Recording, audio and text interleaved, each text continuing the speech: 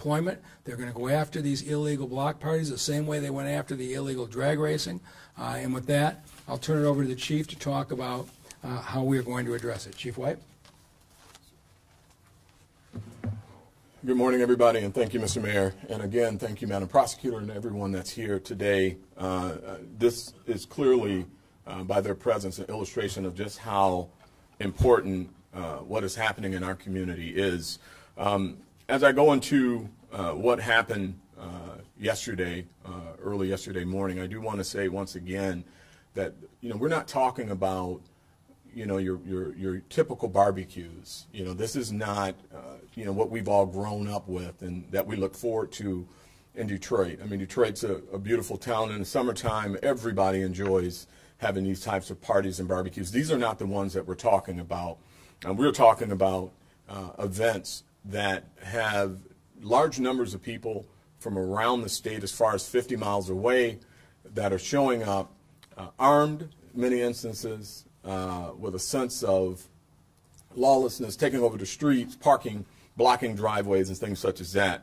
But to get into precisely what happened, early yesterday morning, 6 young men and 15 young women were shot, resulting in 2 fatalities. Our hearts and prayers go out to those victims and their families. I myself am speaking with a heavy heart when you look at the level of violence, and certainly the young lady in particular who was killed. Just really a sad situation. There's been some media with that, some social media posts that I won't go into, but it speaks to just how tragic the situation is. We have received over 500 911 calls for disturbances since May related to these public block party situations. Our investigations into this particular incident has revealed a number of things. Number one, that this is like many other of the pop-up parties that are generally spurred through social media. Our crime intelligence team does an amazing job of tracking, like we did with the drag racing and drifting, able to get engaged at a high level to preemptively put in processes to reduce victimization of people who are watching the drag racing and drifting, but also to just give the community their neighborhoods back. Because what I was hearing from our residents is I can't drive to the store without being stopped by vehicles in front of me that are drag racing and drifting. So we use what we learned from that to try to understand these pop-up block parties. And what we see is that they've become somewhat more sophisticated in how they communicate. And part of that is to send out, these notices that there's going to be a party, and then to direct message for further information, which is the case with this particular event. Our officers specific to this event were actually in the area responding to another block party several blocks away, where it was approximately 300 people and shots were fired at that location. Officers quickly made that location from the 9th Precinct, were assisting those who were there looking for victims when this run came out. They then quickly move over to this particular run, and upon their arrival, officers found several victims and numerous shell casings. It was reported that over 100 shell casings were found, and over 9 weapons were recovered. What we do know, without getting into too much detail in the investigation, as Madam Prosecutor has to chime in on this portion of it, so I can't get into specifics, is that multiple people fired shots, and that's as far as I can go into that portion of it. 9 weapons were recovered. One of those weapons had a Glock switch, and for those who don't know what that is, it essentially makes a handgun an automatic weapon. Again, these are people at a party. That much weaponry, folks bringing Glock switches. Obviously, the intent is not to have a good time and enjoy the summer.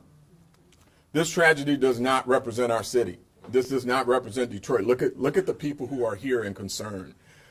This is not who we are. We have shown time and time again we can host lawful, safe events, whether it be Beyonce coming to town, Taylor Swift, or the draft. We know how to do this, or most recently the fireworks.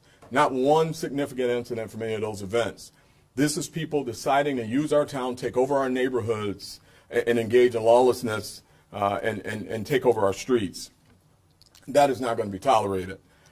Since July 4th, the city has experienced 6 separate shooting incidents totaling 27 victims at block parties. 27 victims at block parties. And again, these pop-up large-scale block parties. DPD has noticed that some organizers have gone to great lengths to conceal the event's identity and location, and I talked a little bit about that earlier. Many of the individuals attending these events are getting hurt. For example, in the 6 incidents that have taken place since July 4th, 11 of the 27 victims, let me say that again, 11 of the 27 victims did not even live in our town. While we mourn these statistics, now it's the time for us to take action. Going forward, the department will be implementing a multi-layered approach, very similar to what we did with Park Patrol. And these are neighborhood response teams. And simply put, what this will be is we will assign officers starting on Thursdays, at least one car out of service that will just drive through the neighborhoods and essentially be looking for this illegal activity.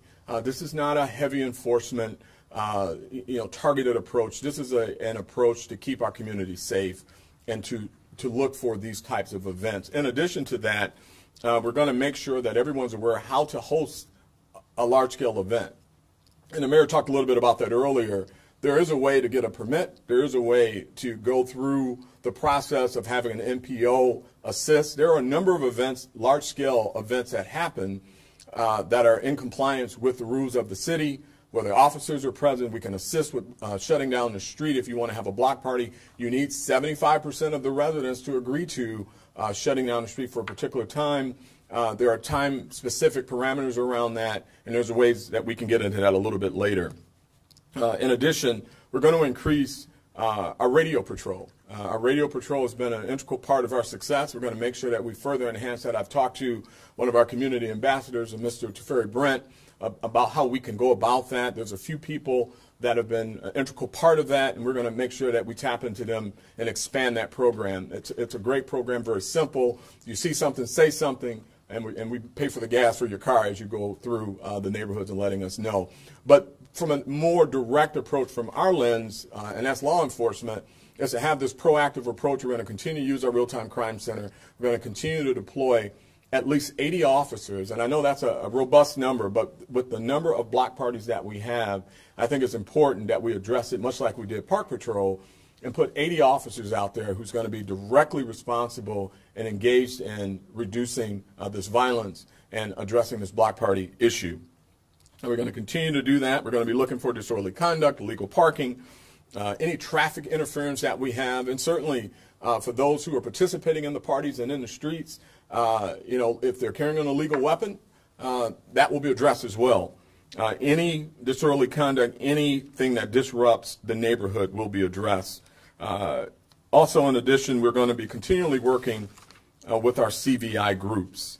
There's a lot to our plan, our strategy, that I won't go into, but it will certainly involve the Real-Time Crime Center, our CVIs, our neighborhood police officers, and then this new unit, our neighborhood response teams. Emphasis on neighborhoods to make sure that those who live in our community who have an absolute right to their safety gets that. We're not going to let people take over our town, engage in this lawlessness, and victimize our community. We're just not going to let it happen. I'm not going to tolerate it, and our officers are going to be highly engaged. Again, this is a tragic situation, but we think with the strategy we'll be able to move forward and ensure the safety of those who live, work, and play in our city. With that, I would like to bring up Madam. Thank you, Mr. Mayor. That's one part I was looking for that in my notes. The most important part is we'll be elevating these block party calls to a priority 1. And what that means, if I can unpack that for everyone. So generally speaking, if you call and you say you've got a serious crime that's taking place, that's a priority 1. To provide some context to that, if you call and there's a noise disruption, loud music, that's a priority 3 because no one's injured, no one's hurt. So that's a 3, and it doesn't get the top priority, and it may be handled several minutes after a priority 1. Block parties now are going to be elevated to a priority 1. When you call and say that there's a block party, that will get a priority 1 response.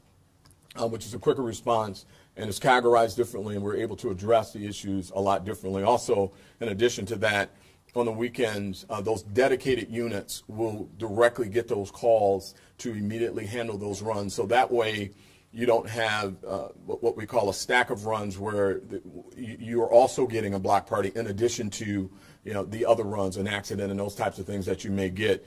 It'll be the dedication of those units to address those priority one block party calls. And again, with that, I will bring up Madam Prosecutor for comments. Thank you. Thank you to the